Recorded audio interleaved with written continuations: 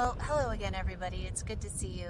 So, we've made it to the very mysterious and destined energy of the eclipse season, where twists of fate can come in and completely alter the course of our lives. Overnight, we can find ourselves heading in a very new direction. Our first eclipse is happening on March 25th. It is a partial lunar eclipse happening at 5 degrees of the sign of Libra.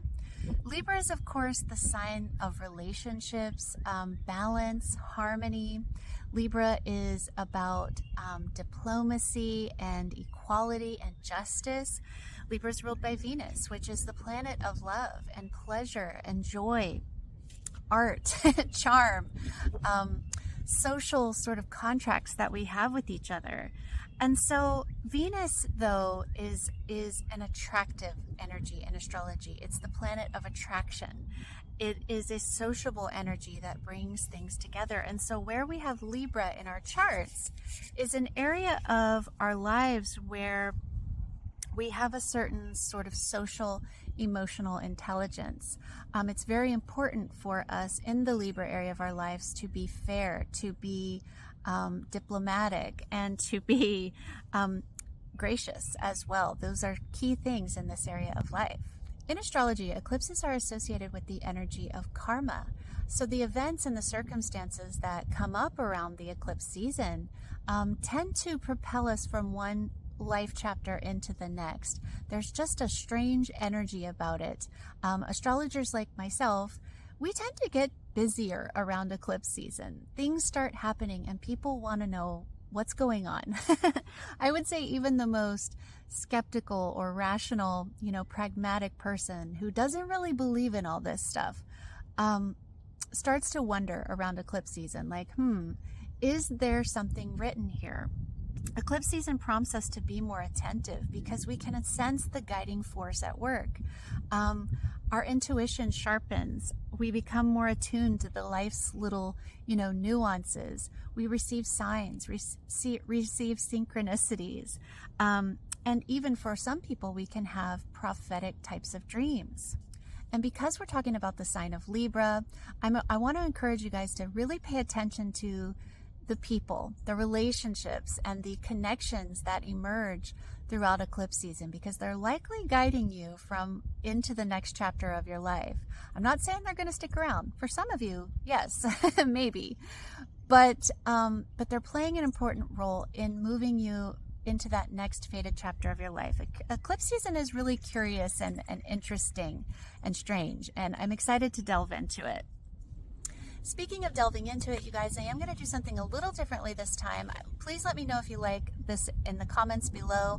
I am going to go ahead and do the all signs forecast for you. I don't always do the all signs forecast just because I really don't know that it's that helpful unless you really understand your birth chart. But because it's eclipse season, I do think that these themes are going to be coming up for people regardless of your birth chart. So, I'm going to go ahead and do the 12 signs forecast. But before you jump ahead to that, to your sign, make sure you are checking your rising sign. I am basing my forecast on your rising sign. And I will be talking about the houses that are being activated during this eclipse season by rising sign. So if you jump to your sun sign, it's not going to make as much sense as if you were listening for your rising sign, because that's what I'm doing. Okay, and if you don't know your rising sign, you can go to any number of free astrology websites. I like astro.com. Input your information, your birth information. It will generate your chart for you and calculate your rising time, or your rising sign, your ascendant sign. And so that said, if you want to dive deeper into your chart, if you'd like to understand what's going on for you more personally, well, that's what I'm here for, you guys. You can book a reading with me in the link in my description below. Okay, so to start off, just some general information about eclipses. There are different types of eclipses.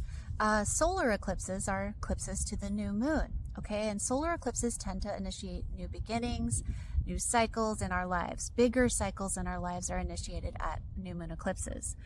Lunar eclipses, which is what I am talking about today, are energies of culmination. They're with the full moon. They're culmination, they're fruition, they're closing out bigger cycles of our lives. And we also have eclipses with the North Node, which tend to bring about, move us into new directions, excite us about new things, new people, newness. There's a newness with the North Node.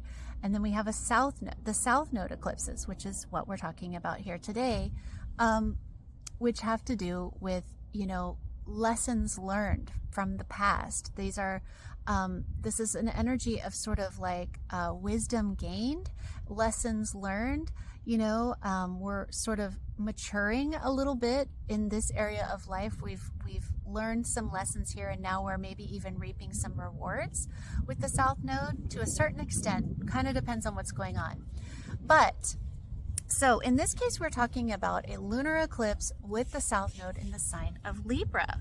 And so this eclipse is closing out bigger cycles of our lives. So it's closing out cycles from 6 months ago, 9 years ago, 18 years ago. We can go even further, but I'm going to focus on 6 months ago. I want to talk about the eclipse we had 6 months ago on October 14th. We had an annular solar eclipse in the sign of Libra. There was a new beginning in the sign of Libra, beginning at that eclipse. That eclipse squared Pluto in Capricorn. This eclipse initiated a period of revelation, a painful one perhaps, where we realized that certain relationships specifically were no longer aligned with who we are and who we're yearning to become. And with that said, we can't forget that we have the North Node in Aries. With the North Node in Aries, we're changing at our core, okay? And this North Node in the transit of the North Node in Aries is sparking an intense desire for newness, for independence, for freedom. We want to do things our own way. We want to do things by ourselves, okay? We're becoming more bold and more confident. And with the North Node in Aries right now, the North Node is also transiting in a conjunction to Chiron. We're doing a lot of healing of our core self too. And when we heal at the core level, there's really no going back. You can't go back to your relationships the way that they were. You can't see people the way you've always saw them when you heal something within yourself, when you heal your confidence. And so with the South Node in with the South Node in Libra, we're also doing a lot of work in the Libra area of our lives. Those sort of shadowy Libran qualities are being made over. We're letting go of people pleasing. We're saying no to stuff when we would have always said yes before. We're letting go of this sort of polite agreeableness that we've always had, that no longer aligns with a sense of integrity that is growing more bold within us. This healed core self that we're developing with that North Node in Aries conjunct Chiron. Now, North Node in Aries conjunct Chiron, this is huge right now. And actually, this is what the solar eclipse is all about next month on April 8th. I'm going to talk more about this in a week or two. A week, probably. But that is playing a part in this lunar eclipse as well. These are energies that are tied together, but I'm really trying to focus here on this lunar eclipse. But this North Node conjunct Chiron eclipse that we're having, the solar eclipse in Aries next month, is major. It's playing a major role in who we are at our core, and this inevitably affects the relationships that we have. There really just is no going back to the way things were when we ourselves are changing. So what I like about this eclipse is that it's an obvious continuation of this story that began on October 14th. That eclipse squared Pluto, but this eclipse that we're having, this lunar eclipse, is trining Pluto. We talk about Pluto as the planet of transformation. It's the death and rebirth cycle. And when we have Pluto in a trine, well, it's the rebirth that we get to talk about. We get to talk about those more positive Plutonian qualities, the qualities of empowerment, of resilience and renewal and regeneration. Pluto is, when Pluto is in a trine, there's an intense focus and will, like we can will things to happen. There's a certain magnetism. Things can just come to us when we have Pluto in a trine. It's a very rewarding energy, and this is a repeating theme throughout this lunar eclipse. There's this energy, there's this sense of power, there's this sense of renewal, there's this sense of overcoming something really hard. And so I like that about this full moon. To understand this full moon even more, we want to look at the ruler of this full moon, which is Venus. Venus rules the sign of Libra. Right now, Venus is in the sign of Pisces, where it is exalted. When a planet is exalted, that means it's in its full expressive power. There's that word again. Venus in Pisces is in its full, creative, spiritual, empathic, and magical power in the sign of Pisces. But Venus is, as I'm recording this, currently in a conjunction with Saturn. Now, as we get closer to this eclipse, Venus will be overcoming that conjunction to Saturn, which is really important as a symbol in this lunar eclipse. The energy of Venus conjunct Saturn is a little more restricted. Relationships can take on a very serious tone. We could be having really serious conversations. Our budget may not look all that awesome with Venus conjunct Saturn. We really want to focus on, long-term sort of budgets and things. But Venus at this eclipse has overcome her conjunction to Saturn. Most beautifully of all, though, is the fact that Venus, exalted and in full power in the sign of Pisces, is in a sextile to fellow benefic energy, the great benefic energy, Jupiter, in the sign of Taurus. There's positive energy flow between the two benefic planets. Not only that, but they are in what is called a mutual reception.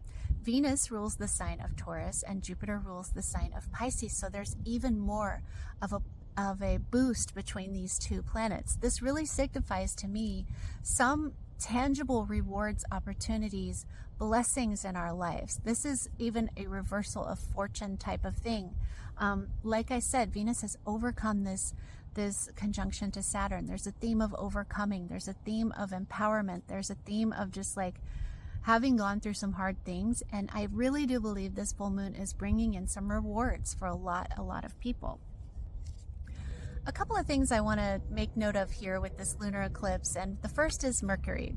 Mercury is now in its shadow period as we approach this lunar eclipse. In fact, Mercury will station retrograde between these two eclipses on April 1st. Mercury will station retrograde in the sign of Aries. There is a lot to talk about with that Mercury retrograde. I will try to post another video about that Mercury retrograde, but I do want to keep this kind of condensed as much as I can. But what I can tell you about that is to really pay attention to what you're doing. With Mercury and Aries, this is fast-moving energy, Mercury in the sign of Aries, and there's a lot going on. It's very excited in the sign of Aries. It's very fast. And so really pay attention to what you're doing and try to slow yourself down a little bit. The thing about Aries is we get really excited about Aries season. And with Mercury here, we could speed through some stuff and maybe make some mistakes. So just be really careful with that. There's a lot more to this, of course, but this is just general Mercury retrograde, tips and tricks. So pay attention to what you're doing, especially because we're in the eclipse season. Things are going to come back around. And so try to mitigate, any mistakes by just being present, slowing yourself down. Other thing to make note of is, of course, is the vernal equinox, the spring equinox, and astrological new year. That's right, the sun is going to enter the sign of Aries. I'm recording this on the 18th. The sun enters Aries on the 19th. And you may not know this, but the sun actually has a favorite place to be. That's right, the sun is exalted in the sign of Aries. That means there are two exalted planets at this full moon and really giving it a lot of energy. And so we rely heavily on the energy of the sun as human beings. And when the sun enters the sign of Aries, we feel it. We feel that sense of excitement, the newness, there's a hope, there's a promise of a new beginning when the sun enters the sign of Aries. It's funny, as I'm saying this, I'm looking around and there are hundreds of birds just sort of giving me attention deficit because they're feeling it too. The worms are coming back out, you guys. Like there's stuff's happening, okay? And that's what I really love about the sign of Aries. I have to say, I think it is my favorite season, Aries, because of that hopefulness. Whether things actually ever come or ever happen, I love when we can sense the excitement that they're about to happen. And so that's happening at this full moon too. So there's some positive energies, a lot of them at this full moon. And, that really gives me some hope, because I know that, I know that things have been hard out there for a lot of people. I've mentioned it before. I've been right here with you guys. But what I know is that this is a universe of balance and polarity. Things can only swing so far one way before they have to swing back the other way. And I'm not saying the world is gonna, reset and become this harmonious, beautiful place, but overnight, anyways. But I do believe that this full moon is bringing a blessing. It's bringing harmony. It's bringing peace and reward, and wisdom, and just, a sense of like renewal. And I don't know, I'm babbling now, but there's a sense of excitement about this new moon that I just think in some area of life we're going to experience some good feelings, and I'm really excited about that. I think that's something to be excited about. That I hope you do too. So yeah. Okay, and so that has been my intro. I hope you've enjoyed it. I hope you found it helpful and hopeful. That really is my intention with this. Before we jump into the all signs forecast, I want to remind you guys to please check out my links below. I make merch, I do videos, I do readings. I would love to connect with you on all of my socials. I'm on TikTok, Instagram, Facebook, and YouTube at Twin Fox Astrology. My name is Stephanie, and yeah, so let's connect. Please check out my things that I sell. I make lots of stuff, and I love selling my stuff. It's always better when you sell it. So that said, let's get into the forecast, starting with Aries. Okay, Aries Rising. Aries Rising, this is especially important for you. Anytime you have eclipses to the 7th house, which is where this eclipse is, or the 1st house, which is where the next eclipse will be, these are the most important eclipses that we will have in our lives, besides when we get eclipses to our sun or our moon. But eclipses to the 1st house and the 7th house inevitably change who we are, which inevitably changes our entire lives, okay? It changes our relationships, our career, where we live in, what we're doing, all things change. But this relationship in particular, in your 7th house, has to do with your relationships. And I feel like there's something telling me that perhaps you have already been through a breakup. Maybe you went through a painful breakup with the last eclipse, and perhaps you're finally reaching a place of peace, place of harmony. You're probably maybe even feeling like, maybe I can love again, that kind of energy. If you are coupled, if you are in a relationship, this might be a deepening of that relationship. There's a trine from Pluto in your 11th house, which to me has something to do with your friend groups. If you're single, you may meet somebody really intense through a friend. You may meet, you may develop intense feelings for a friend.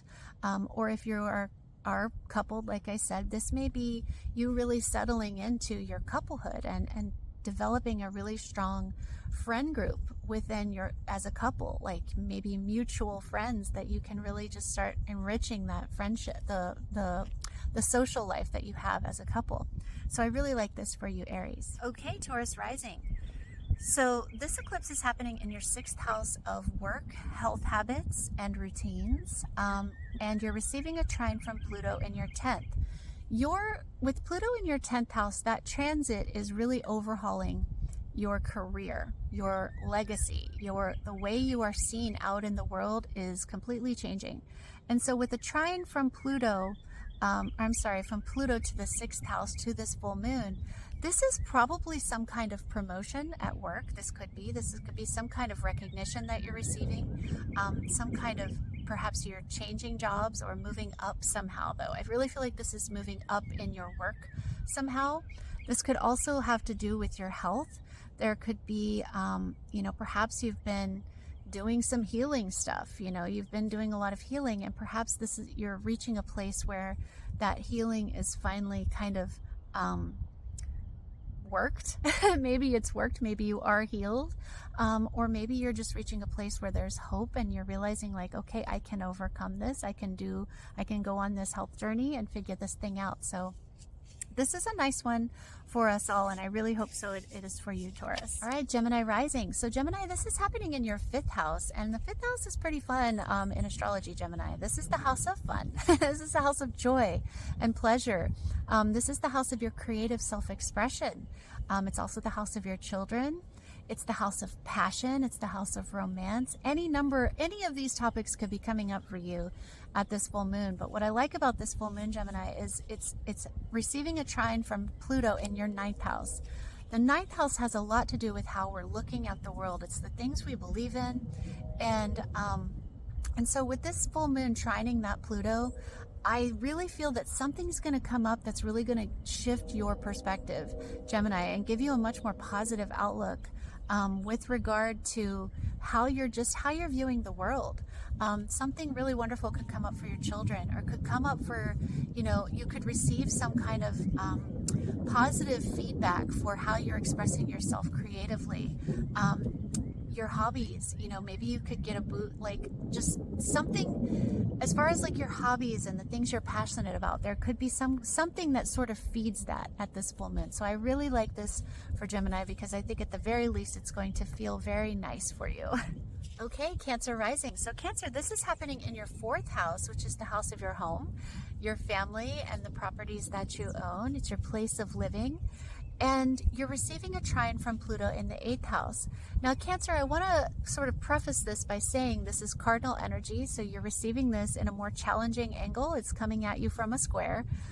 So there's a little more work involved, I think, for you, Cancer. There's and for your fellow cardinal signs. But I do believe this is still a very positive full moon. And so with the trine from Pluto in the 8th house, perhaps maybe you've been going to therapy, and you're starting to finally see some results with regard to your relationship with your family. This could be some kind of rewarding, meaningful time with your family. You could also, maybe there's been a death in your family, and perhaps you're receiving some kind of something positive from that in the form of an inheritance of some kind. This could also be, something to do with your mortgage. Perhaps you're paying off mortgages. There's any number of ways this could manifest for you, Cancer, but I do believe that this is still going to positively manifest in some way. There just may be a little bit more work involved, if that makes sense. Okay, Leo Rising.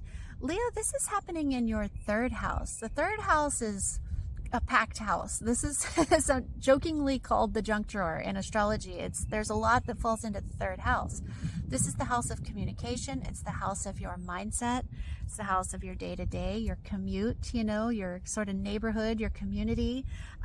It's also the house of your siblings and your cousins. So things could be coming up with your siblings and cousins, but I really think this will be a very busy full moon for you at the very least. But you're receiving a trine from Pluto in your 7th house. What I like about Pluto transiting the 7th house is your relationships are really you're overhauling your relationships with that transit. And I think that maybe what this full moon is sort of giving you is a little bit of hope, a little bit of optimism with regard to the healing that's happening in your love life, your long-term commitments, your marriages, things of that nature. This is the house of communication, and so I really feel like this has something to do with how you're communicating with people, with how you're communicating with your partners, and also your mindset. This is how you're thinking about things too. And so with your relationships, you may be starting to sort of frame it differently in your mind a little bit. Whatever the case, I really feel like this is a very positive full moon for all of us. And so I really hope that it is for you too, Leo Rising. Okay, Virgo Rising. Hey, Virgo Rising. So this is happening in your 2nd house, which is the house of money and the house of finances and material possessions.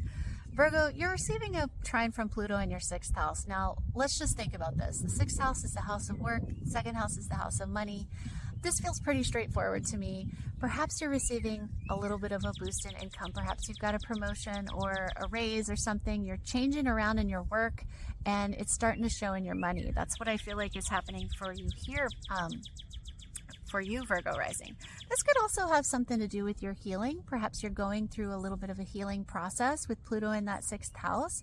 And maybe you've reached a place where, you know, you don't have to, maybe you've reached a place where that healing is at a point where you don't have to spend so much money.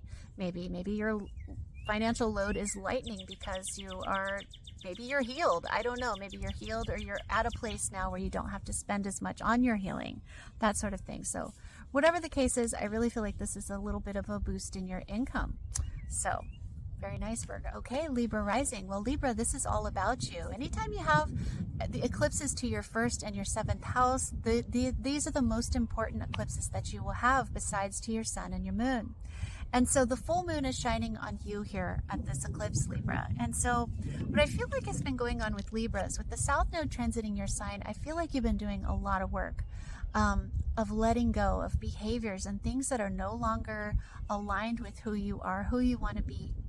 And so everything's probably changing for you, Libra. And there's a lot of letting go of, perhaps, I heard a weird animal back there.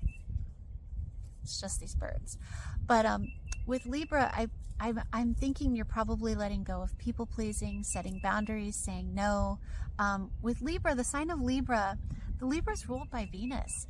Venus likes to get along, but there's a shadow to that Libran quality, which is saying yes to stuff that you don't really mean. There can be a little bit of people pleasing because you like to kind of keep the harmony, keep the peace. That's in your nature, and it's a beautiful thing.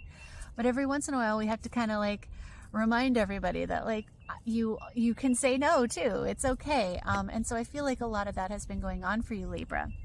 And you're receiving a trine at this full moon from Pluto in your 5th house. This is all about how you're expressing yourself creatively. Your passion is being renewed. This could, with Pluto in the 5th house and this full moon and the next new moon, Libra, you could actually be meeting somebody that you're really passionate about. And where there is a lot of passion between you. And because of the next eclipse that's coming up, I'm going to say this is this could potentially stick around. This may not just be something for the short term. It may be, we'll see, but I do kind of like this energy for you, Libra. Regardless, whatever comes up for you, Libra, I do feel like this is a very positive, rewarding full moon, especially for you. I think the universe is going to sort of shine a light on you and say, yes, keep going. You're doing a good job. And start showing you what all this hard work has been about. And so, and reminding you of how resilient and magical you are. So I like this one especially for you, Libra. Okay, Scorpio rising. So Scorpio, this is happening in your 12th house. The 12th house is a little more behind the scenes. So for you, Scorpio, this may be a little bit more of a subtle energy. The 12th house is the house of endings. It's the house of rest. It's the house of spirituality. It's also the house of dreams. You definitely want to be paying attention to your dreams, Scorpio, because I feel like that's really where your guidance is during this eclipse season. You know, this is a really good time for you, Scorpio, to retreat in some way. The 12th house is all about taking a break, giving yourself rest. With the North Node in Aries, you may have been really focused on work and health and routines and just keeping the pace of life. And this full moon is coming in and sort of reminding you it's okay to take a break. It's okay to rest. You deserve that too. You're receiving a trine from Pluto in your 4th house. And so I really think this has something to do, perhaps you've been really sort of doing a lot of work in your home life or with your parents, or, you know, doing a lot of psychological work, even with that Pluto energy. You've been kind of overhauling in some way your home life, where you live, or your relationship with your parents. And I think this full moon is also going to come in and sort of be a reminder that, like, hey, this actually works. Like, these things I've been working on in this area of my life are working. There's a feel-good energy about this for full moon for you too, Scorpio. But I do think this is going to be more of a restful retreat type of energy for you. So I hope you get a good rest. Okie dokie, Sagittarius rising. Sagittarius, this is happening in your 11th house of your friends, your social connections, your humanitarian causes, the charitable, you know, sort of organizations that you are passionate about. And so this could be something less about you and more about like the greater world that you are involved in, your friend groups, your causes that you're passionate about. You have Pluto trining this from your 3rd house. This is the house of communication. It's the house of your mindset. It's the house of your day-to-day, so this could be a very just sort of busy time for you and for your friends. You could be gathering with friends or in large groups to celebrate something with your friends. And this is, I feel like this is more of a culmination type of energy, which is what I like. There could be some kind of like, as far a culmination amongst your friend groups. And so I feel like this could be, maybe you're just sort of celebrating like, hey, we've really been through a lot as friends. Like, you know, let's celebrate that. We've been together a long time. We've been friends for a long time. Let's celebrate that in some way. And so I like this for you, Sagittarius. Yeah, I think this is going to be a very nice one for you too. All right, Capricorn Rising. So this one is happening in your 10th house, Capricorn. It's the house of your career, your legacy. It's the house of public recognition. You know, just how you're seen out in the world is the 10th house. And because this is a fellow cardinal sign, Libra, you are receiving this in a little bit more of a challenging way. This is squaring your sign, this full moon in Libra. I still believe this is a very positive full moon. There's still a reward of some kind for you, but it comes with a little bit more work, I think, for the cardinal signs this time.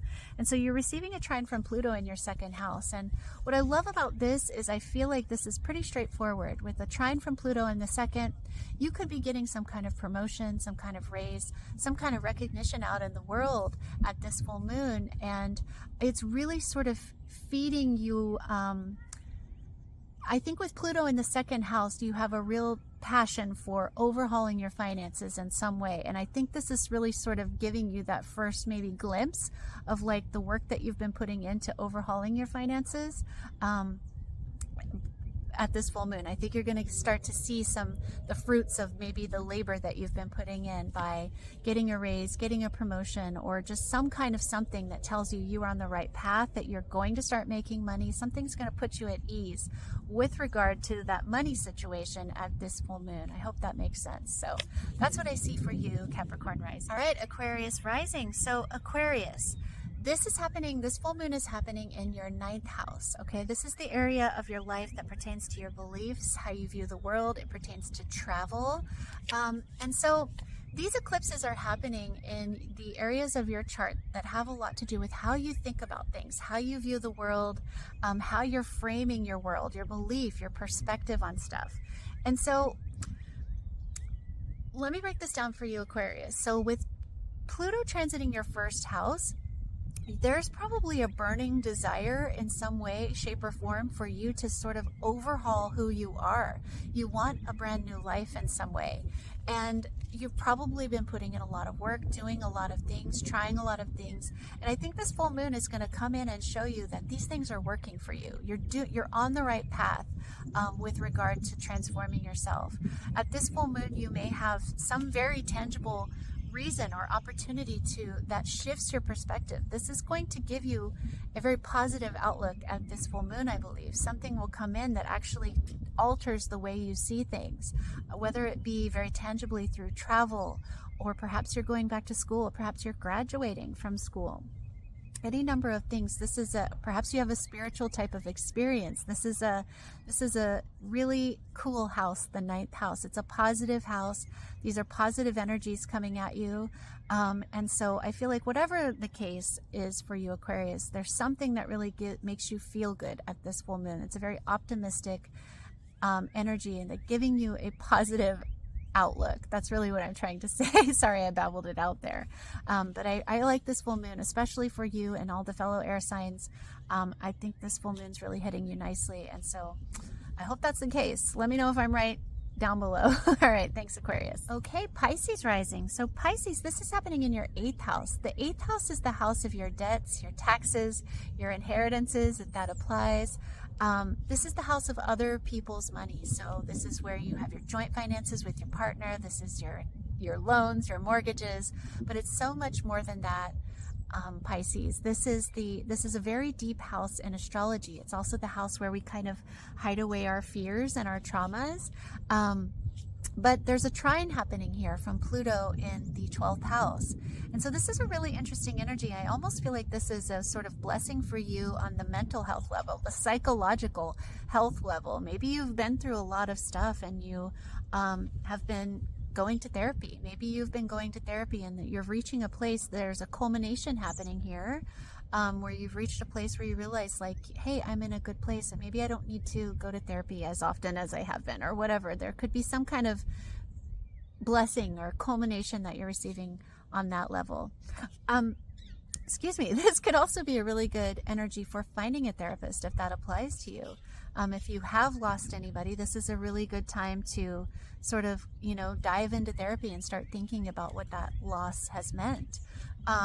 This could also be you receiving, with Pluto in the 12th house, you may very well have lost somebody. It could have been a very painful loss. And so there could be a blessing of an inheritance of some kind for you coming through. There's some kind of blessing at this full moon.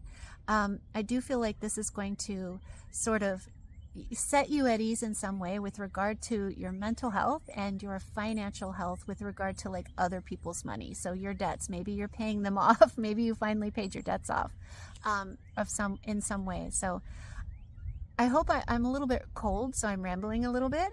And so I hope this has made sense for you. And I really hope that you have some kind of blessing come through for you at this full moon, Pisces. So, all right, you guys, that is all that I have for this full moon and Libra eclipse forecast. I hope that you have found it helpful. Please let me know what you thought of the 12 signs forecasts. Give me some feedback in the comments. Let me know if you'd like me to do that more often. And I appreciate you guys being here. Remember, my links are all in the description. I'd love to connect with you. Yeah, I hope you guys enjoyed this, and I appreciate you being here. My name is Stephanie. This is Twin Fox Astrology. I'm wishing you guys all the blessings of peace and harmony in your life, whatever the area of life Libra occupies in your chart. I'm wishing you lots of peace there and lots of harmony. Thank you for watching this. I'll talk to you next time. Thanks.